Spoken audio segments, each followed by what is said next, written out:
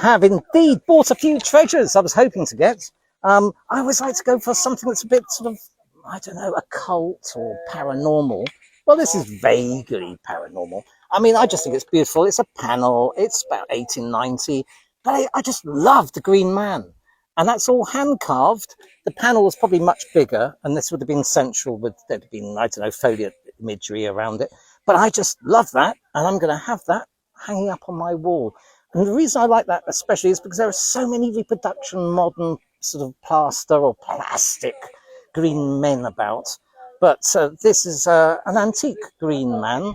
A lot of people equate the Green Man to being a sort of pagan, pre-Christian, I don't know, sort of nature god.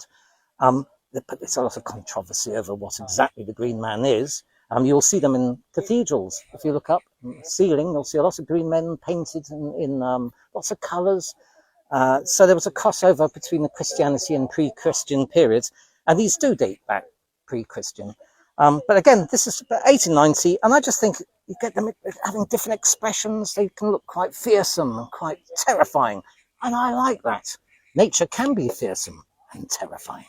Oh gosh, yes, well, I just got this daft thing. Victorian, look at that lovely work in there. They made things really well, cotton velvet. I just rather liked it, actually. So that's for me. Let's have a look. And these things here, I talked earlier about how I love these boxes. This has got a nice box to it. These are just very good presents. Now I know someone that's got a christening coming up, and I might give it to them for that. But it's just a bookmark, and it's Victorian. It's about 1880, I think, from the silver marks I looked at earlier, and they are the book boxes later. But again, it would have slid over a leaf of a book, of a page, and kept your page. I just think it's a lovely little gift, that. Not particularly paranormal or weird. This is fun.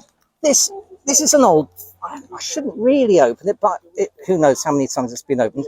It's a film, and it's still rolled and original and been used. So the images hopefully will be on the celluloid in there, and it's in an aluminium pot, which I would say makes it about 50s, early mid-50s. Could be a little bit earlier, late 40s.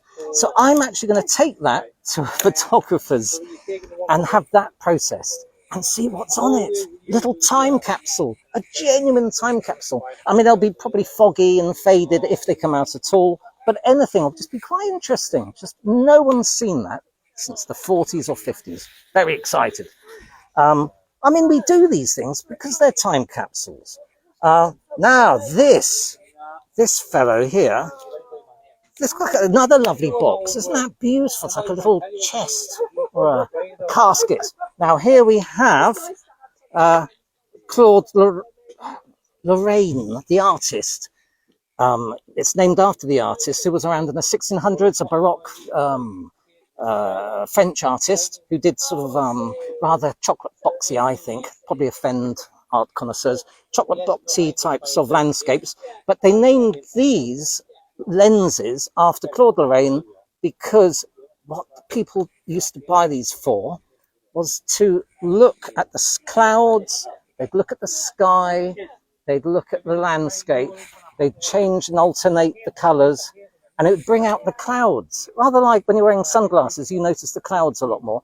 They help to soften, and that's the style of Claude Lorraine's art. So it's a form of sort of, I don't know, emulating his artwork. But they're very rare.